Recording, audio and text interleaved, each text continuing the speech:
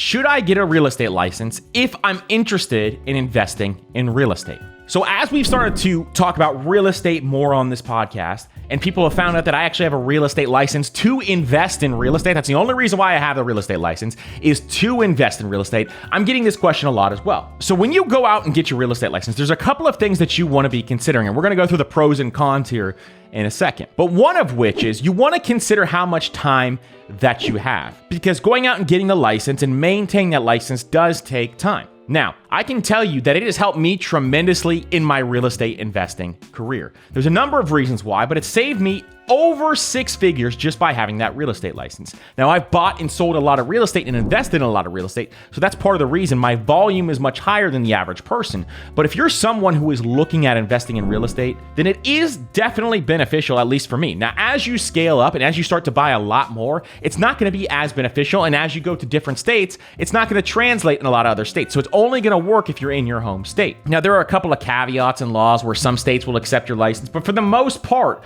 you don't want to be dealing with a license outside of your state unless you actually know what you're doing. Now, first, I'm going to give you the pros on why I actually like having the license for real estate investing purposes. The first one is it allows you to make offers in high volume, meaning you can make a lot more offers if you have your license, because what happens is when you invest in real estate, like we've talked about before, you're going to have to make a lot of offers out there. Volume in offers is what really matters, and making a lot of offers is what's going to allow you to get properties. I've made over 100 offers before I actually get one property, because especially now when the market is really hot, there is not a lot of good deals out there. So you're going to have to offer what the property is worth, not what they're asking. So a lot of times you're going to offend people. There's going to be a lot of things that happen. And an agent doesn't want to do that. It's a complete waste of time for a real estate agent to have to make 100 offers before they get one. That is going to take them well over 100 hours just to get one offer accepted. So what you want to do is start to make a high volume of offers. Since that is my overall strategy, that was the first reason why I decided to get my license. The second reason was I was having a hard time getting agents to meet me at properties when I needed to see those properties, which was right away. Because as you know, properties on the market fly off the market. If you can't get an agent at that property within a couple of hours when it goes on market, then you have a problem. So having my license allows me to access properties whenever I want to, obviously checking in with the seller's agent first, but I can actually access properties immediately once I see those properties. Now, this is a major key and a major benefit in real estate. So if you're close by to your properties and you're investing in your local area, this is something you definitely want to consider as well, because it's definitely a huge benefit when it comes to investing in real estate. The third thing is you don't have to rely on another agent. It's you doing everything within that framework. You're searching for the properties, you're looking on the MLS, you're finding those properties, then you're going to see those properties, you're allowing yourself access to those properties. Then once you get into those properties, you can make offers on those properties as well, and you can do all the negotiations with the agents. So this is something where you have everything within your control and everything within your power, which is great within real estate investing. Another great benefit to having a license is you can always use it as a backup income or a side hustle. Say, for example, you lost your job. Well, at least you're going to have that license in place where you can go out and actually work as an agent until you find another job, maybe make a little extra side income. In addition, you can also work weekends as an agent, because that's actually the best time to work as an agent if you want to make extra income as well. Now, it's a little more difficult when the market is super hot, when there's not a high inventory, because there's just not a high inventory, so it's harder to find properties to actually work. But if you're diligent in this, you can definitely make this a side hustle. Specifically, if you sit open houses for other agents or do something along those lines, you're going to find buyers who are going to want to buy properties. It just takes that extra work in sitting in those properties to make sure that you actually find those buyers as well. But you can definitely make a side hustle about it. And we'll do an episode on that, talking about how you can actually make being an agent a side hustle, because it's something that's very interesting, and I have a very specific strategy on how you can do that. Another pro is that you save half of the commission when you sell your properties or your own personal residence. So we've sold a number of properties within my company, and in addition with my personal residences, and each time you typically have to pay an agent 2 to 3%, well within that range, just to sell your property. And then you have to pay the buyer's agent 2 to 3%, whatever you agree upon. And when you do that, saving 3% on a few $100,000 is a massive number. So every time you sell a property, you can save that money by selling it yourself. The only fees that you have to pay is towards your broker or whatever other agreements you have along those lines. And then lastly, you make money every single time you buy a house. Now, you can use this in 2 ways. You can use it as a negotiation tool, meaning lowering the cost that you're buying into the property so you can actually get the property. Or in addition, you can use it as a negotiation tool with the other agent saying, hey, if you can get my deal through, I'll give you my entire commission, barring that you get my offer accepted. In addition, you can also keep the money. So you can get 3%, 2 to 3%, whatever the contract is, of each property that you buy, which is money that you can either put back in the property or pocket yourself or keep in an emergency fund for that property. Whatever you want to do,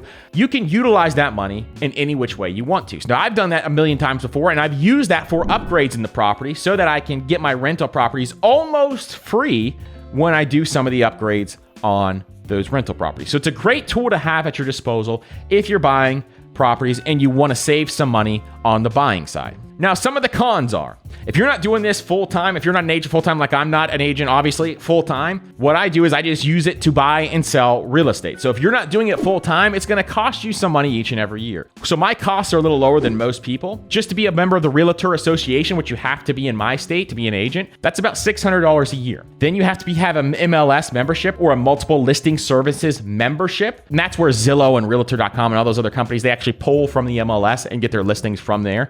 So you may see listings slightly early, but it's all pretty much at the same time. To have that license, which you have to be an agent in my state, that's another $400 a year. So right there, you're looking at about $1,000 a year. Then you have your broker. So your broker can make or break the costs on this, because what you're looking at when you have your broker is some brokerages will take 30, 40, 50% of your commission every time you make a commission. The one I have, they charge a monthly rate and then they take a flat fee of $250 every single transaction. So the monthly rate actually comes out quarterly to about $110. So their business plan is to have a volume of agents. So they have thousands of agents who just want this low cost, and it's absolutely perfect for me. Reason why is they don't bother me. They don't call me. They don't make me follow up on leads. They don't do anything. I haven't talked to anybody inside of that office in about a year. So understanding that if you can find a brokerage that's a standoff brokerage that you don't need to, that they're looking for a volume of agents, they don't need you to chase down leads. They don't need you to go look at open houses. They don't need you to do all these other things. That is what is perfect for someone who's doing this just to invest in real estate. You don't want anybody bothering you. You don't want anybody getting involved in your business. You just want them to facilitate the transaction for you as the broker. So you have to have a brokerage that you hang your license under. But finding a low-cost brokerage, unless you actually want to be a legit agent, then looking at those low-cost brokerages are awesome. So avoiding things like Remax or Coldwell Banker, all of those types of companies, they're going to take a percentage of your commissions every single time. So making sure that if you don't want that, if you're just looking to do it to invest in real estate, then you find a lower cost brokerage. Now, another con to being an agent is it's not super effective if you want to scale a massive portfolio. If you're buying a ton of buildings at once,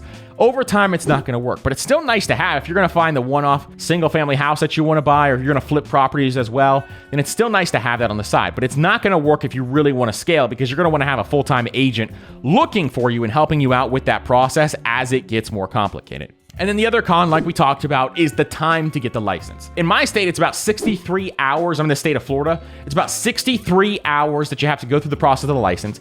Then you have to study for the test and get ready for that test. So it will take you the better of about a month just to prepare for it and, memorize what's going on so you can actually take the test and pass the test. The test isn't that difficult if you study, but just making sure that you understand what is going on, if this is all very new to you, is something where you're going to have to take some time to study that as well. So that is my advice when it comes to getting your license when investing in real estate. Like I said, it's very beneficial if you're going to be buying properties. You're going to be buying properties and you're going to be buying a couple a year, then you could definitely get your license and it's going to help you out a lot. But it's not something that is absolutely necessary to invest in real estate. But would I personally do it again? I absolutely would. I think it's been beneficial for me. And I think it's something that's really helped my business and helped me get properties faster, make a higher volume of offers, and make a lot more money doing it as well. In addition, one other perk that I didn't talk about was that when friends and family find out that you have your license, you can actually help them out buy and sell properties. And one year I made an additional 50 to 60, almost 60 grand just by doing that, just by having my license in place and friends and family asking me to help them out. Now, I give them as much of a discount as I'm legally allowed to, but at the same time, you can still make some good money just helping out friends and family buy and sell real estate as well. And you can use your knowledge. And if you become a savvy investor, you can use that investor knowledge as well and say, hey, you may be able to rent out this property later on if you buy this property. And that may be one of your exit strategies if you're interested in real estate as well. So finding an agent that will help you in real estate if you don't have your license is something that you definitely want to do. You want to have an agent who knows what they're doing. And if you can't find that in your area, then that would be another great reason to get your license. Thank you guys so much for watching this money Q&A video. If you guys have any questions or want to leave a question with me, hit me up on Instagram or TikTok at Master Money Co. And if you like this video, here's another Q&A video that I know you're going to love.